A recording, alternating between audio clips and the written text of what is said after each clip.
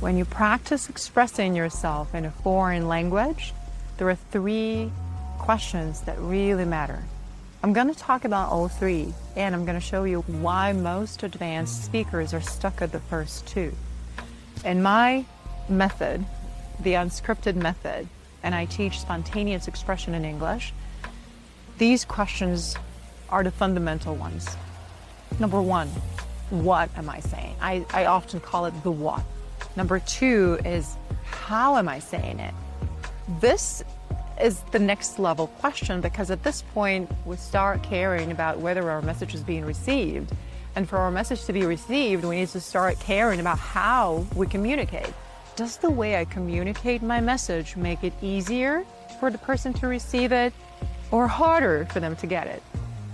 And question number 3 is, who's talking? This is the most important question for someone who's also occupied with the question, who am I becoming when I speak in English? Who am I in English? This is the question I personally care about. But let me go back to the what, the how, and the who. Intermediate, upper intermediate, advanced level students, and any academic label you can think of, they're mostly preoccupied with the what. Look, if you're still confused about the tenses, you realize that you need to brush up your grammar, you're not sure about how to use the English articles correctly, if you're still building your English, I understand why you're preoccupied with the what. And you should. You should be working on this level so you can stop worrying about the what. And to move past this level, we need to work with the mental images. So you learn to stop translating. Because what I see is that a lot of advanced speakers, even really advanced, have not developed the habit of letting go of the what. They do not have the capacity to focus on the how. What is the how? Level 1 is what I say. Level 2 is how I say it. When I no longer need to think about the what, I have more capacity to think about the how. I'm practicing my English not because I want to score high on a language test. I care about developing, nurturing, and maintaining beautiful, meaningful, fulfilling relationships with people. So if I want to deliver my message to them, if I want to open up to them, if I want to get to know them, and if I want them to get to know me, I care about how I sound because I want to be understood. I don't want them to struggle to understand me. I don't want them to go, what? What did you say? I don't want them to guess, because when they stop to guess or to make an assumption and I keep talking, they already lost me. And I don't want to lose people in conversations. I want to connect rather than disconnect. And it's so hard to realize it unless you experience it. When you experience the disconnect that was caused by how you said it, then you start working on the how. Then you learn that it matters so much. And this is when you start caring about your accent. Because people who are working on level 1, people who are still busy working on the what, they all give me the same feedback. Oh, accent is the cherry on the pie. Accent is the last thing I'm going to work on because, people understand me. I still have so much grammar to learn, and accent, it's a luxury item. I can't afford it right now. I need to work on my grammar first. And I get it. I mean, when you're not sure if it's I agree, I am agree, whatever is correct. If you're not sure about these type of sentences, I understand. You think that accent is so far down the road that, okay, let's just not think about it because it's overwhelming. And I get it. But if you're ready to focus on the how, I need you to know that this switch does not happen automatically. I know a lot of people who are ready for the next level, and yet they don't go there because they haven't developed the skill and they never worked on this skill. Spontaneous speech is a skill. It's a non-trivial, complex skill that is directly linked to your cognition, to the way you think, and it must be practiced in any language. But in a foreign language specifically, it must be practiced. So as soon as you're ready to focus on the how do I say it? Am I clear? Am I being received?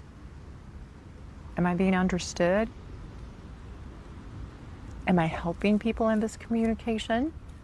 You need to learn to let go of the what. A lot of advanced speakers are stuck at the level of translating their thoughts. They're still translating the words, but the next level, when you're ready to think about how, it's not just words. At this level, you're ready to communicate context, subtext, emotions, feelings, nuances, details. Your body language starts participating a lot more, because when you don't need to focus on the what, you have so much more energy to invest in the person in front of you. And the last question that matters most is, who's talking? Who's talking? Is this the person who prepared their speech the night before and now I'm listening to a rehearsal? Or is this the person who is being alive and real with me in the moment? Who is talking? A person who's so insecure that they need constant approval of whether they used the right word? Or is the person who knows themselves, who has confidence about what they're saying and how they're saying it, who's invested in this conversation because they actually care about who's in front of them? Who's talking? Am I talking to a foreigner with good English? Or am I talking to a person with fascinating ideas, with an incredible inner world, and I actually want to get to know them because I like them? And the more they talk, the more I see them.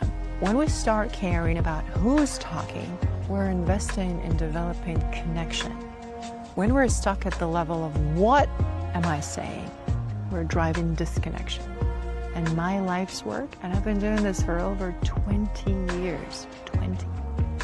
My life's work is about helping people see that we can use the language to drive connection instead of competing with each other about how much higher one person scored on a language test or how much more words we can memorize or how much better my grammar is than yours. All these things matter, but they stop really being of something of importance because it becomes obvious that your English is correct. At some point, it's obvious that you know how to say it correctly because you want to be clear, because you care about being understood. So you wouldn't say it incorrectly. You wouldn't make it messy. You wouldn't want to have the other person confused when you talk. And what starts being more important is, who am I becoming? Because you are becoming someone every day that you speak this language. If you're at the point where you're building a life in English, question number 3 is the most important question. Your relationships will depend on it. And if you're building a life in English, you want to have relationships. You want to have people around you who understand you, who support you, who see you, who care, who can help, who are interested in you, genuinely interested in you, who can help your children, who can help you in the house, and people with whom you can develop deep, meaningful bonds. And when it comes to deep, meaningful, intimate relationships, they're not based on translation. None of them. What you're saying is the least important ingredient in those types of conversations. But who am I talking to? Who is listening? That's the most important one.